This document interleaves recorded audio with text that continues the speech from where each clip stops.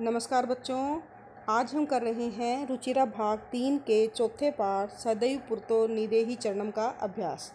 देखिए पहला प्रश्न, पाठे दत्तम गीतम सस्वरम गायत। पाठ में दिए गए गीत का सस्वर गायन करो। बच्चों, पाठ का हम सस्वर गायन कर चुके हैं, इसे अब दोबारा करने की आवश्यकता नहीं है। दूसरा प्रश्न देखिए, अधोलिखितानां प्रश्नानां उत्तराणि एक पदेन लिखत।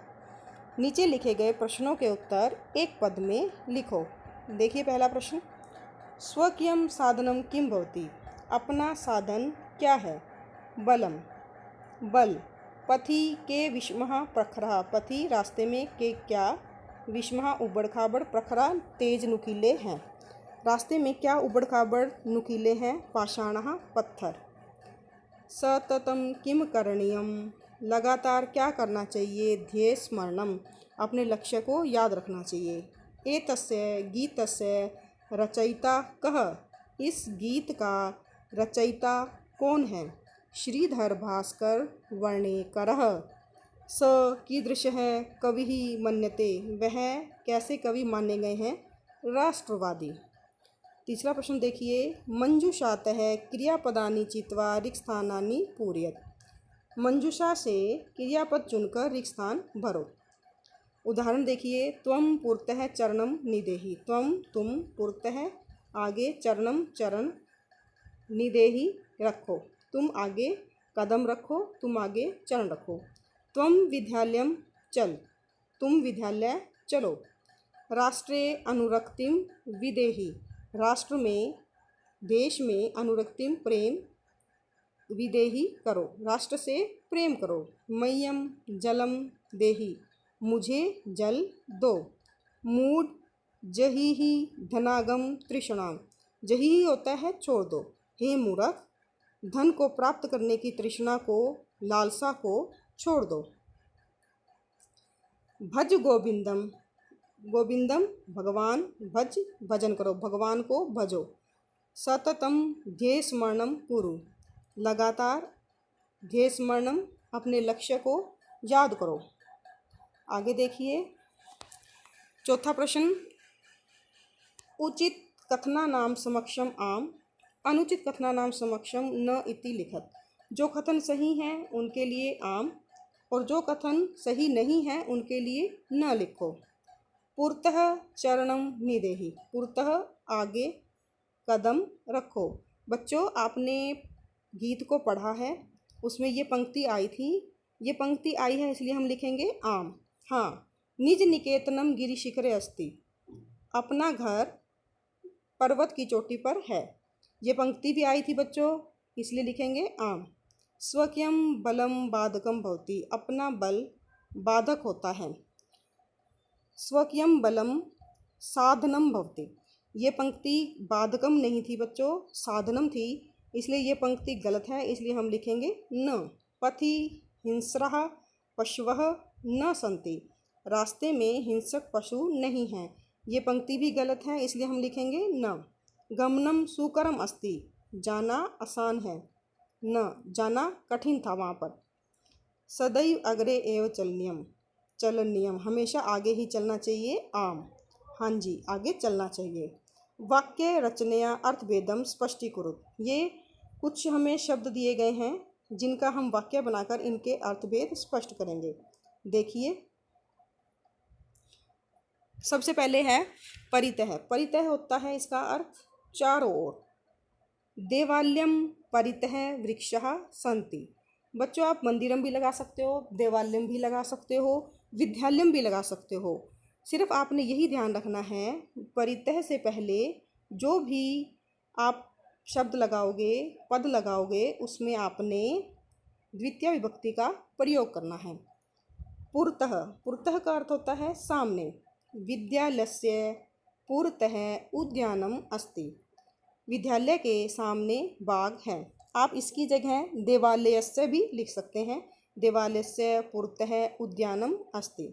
सिर्फ आपने यही ध्यान रखना है कि पुरतः के पहले षष्ठी विभक्ति एक वचन का आपने प्रयोग करना है, षष्ठी विभक्ति का प्रयोग करना है, वचन कोई भी आप प्रयोग कर सकते हैं।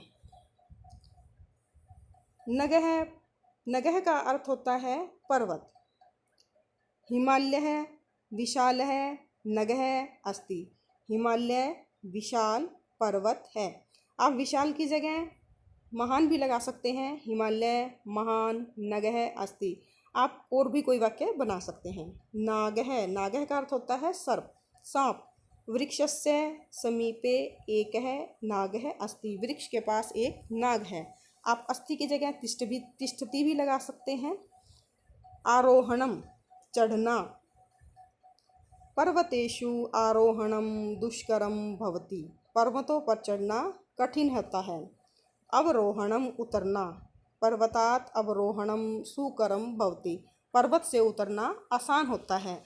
आपने ये ध्यान रखना है बच्चों, आरोहणम में सप्तमी विभक्ति का प्रयोग करेंगे और अवरोहणम में पंचमी विभक्ति का प्रयोग करेंगे। विषमः, विषमः का अर्थ होता है आसमान।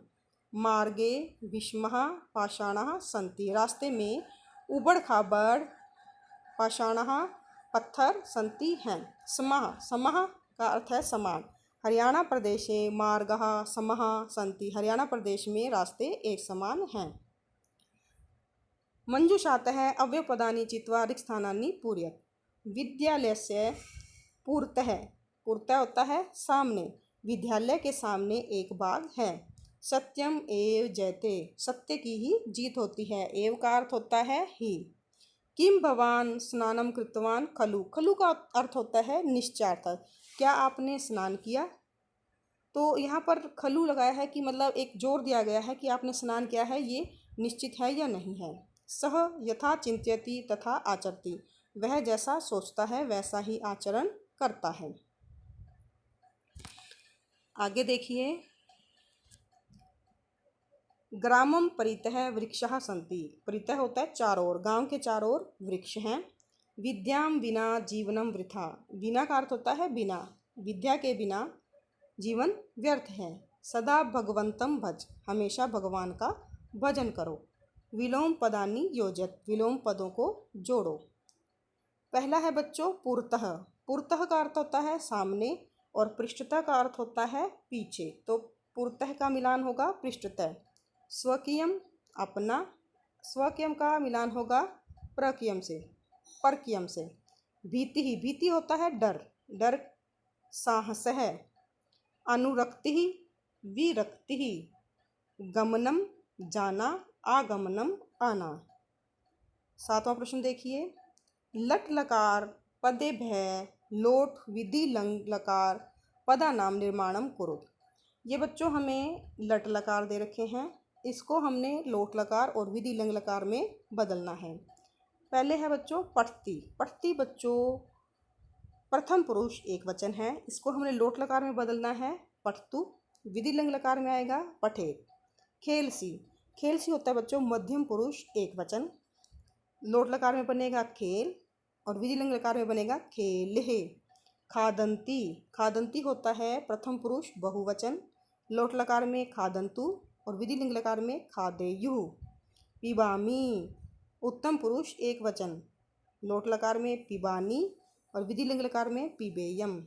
हस्त है, ये है बच्चों प्रथम पुरुष द्विवचन। लोट लकार में आएगा हस्ताम और विधि लिंग लकार में हसेताम। नयाम है, ये है बच्चों उत्तम पुरुष बहुवचन। लोट लकार में नयाम और विधि लिंग लकार में नयेम। अधोलिखितानि पदानि निर्देशानुसारम परिवर्तयत्। नीचे लिखे गए पदों को निर्देशानुसार परिवर्तित कीजिए। गिरि शिखर सप्तमी एक वचन में बदलना है, जो होता है गिरि शिखरे। पथिन सप्तमी एक वचन, इसका बनेगा पथि। राष्ट्र, राष्ट्र चतुर्थी एक वचन होता है बच्चों, राष्ट्राय। सप्तमी एक वचन। पाषाण को हमने बदलना है सप्तमी एक वचने, पाषाणे। यान द्वितीय बहुवचने, यानानि। शक्ति प्रथमा एक वचने, शक्तिः। पशु सप्तमी बहुवचने, पशुषु। धन्यवाद बच्चों।